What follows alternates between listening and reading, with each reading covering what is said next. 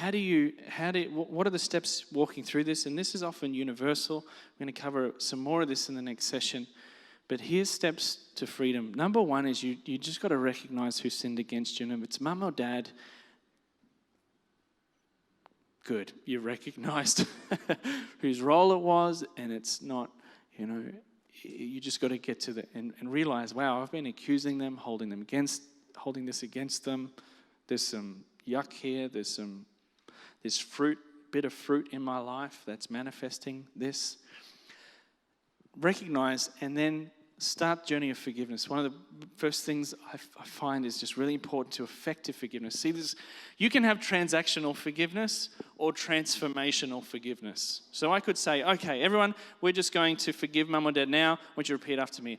Dear Jesus, I forgive my mum for everything she's done. I forgive my dad, forgive him for everything he's done. Okay, great. You're all healed. Bless you. Off you go. You're all healed. Any healing session done.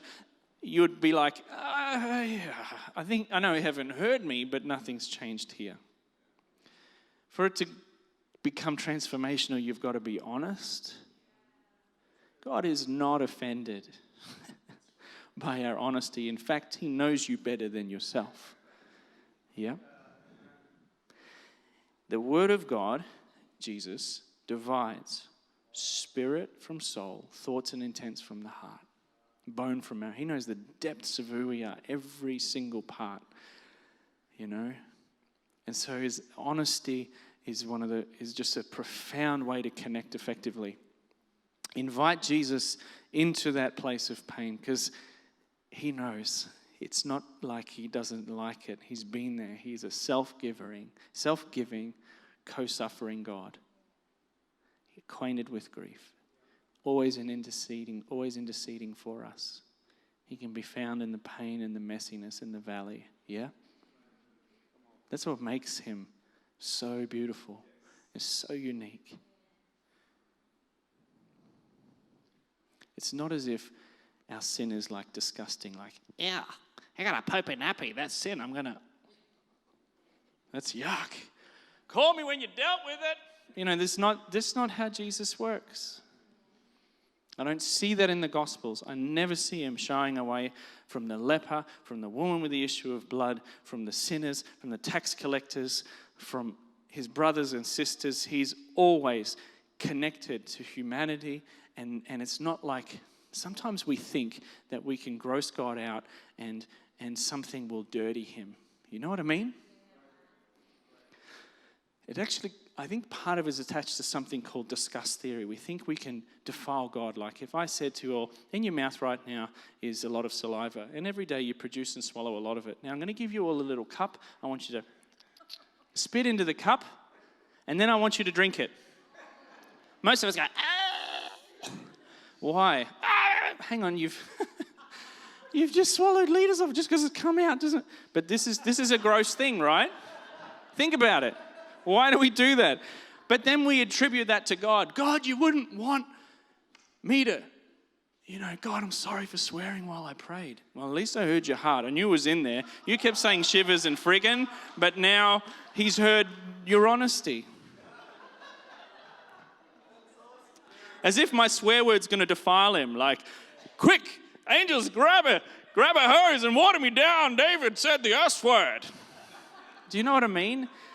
Whether it's either the greater is he that's in you than he's in the world, or it's the other way around. You don't overpower the holiness of God.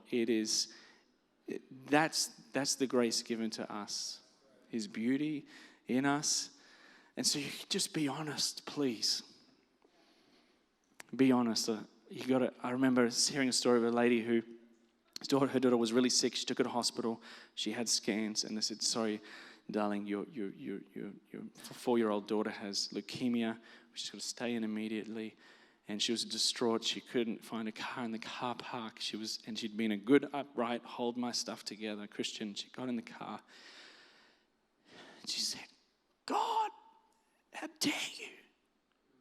How could you?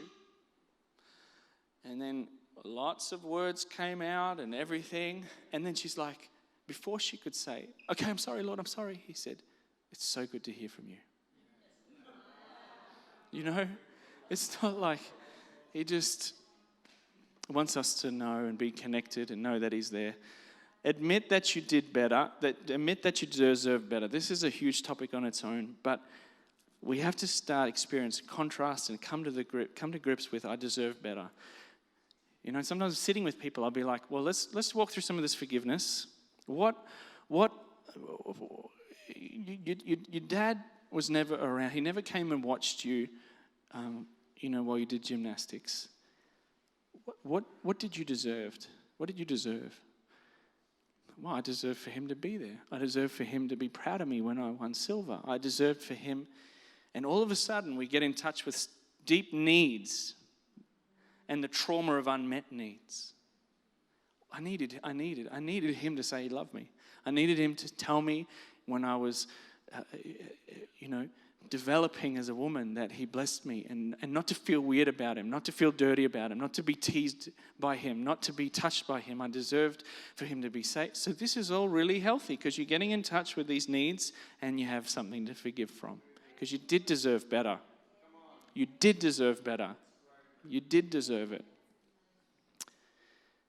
Forgive without the need for apologies. Yeah, but Dave, I talked to him about it and just last month, and he doesn't even remember it. He denies the whole thing happened, and he won't even apologize.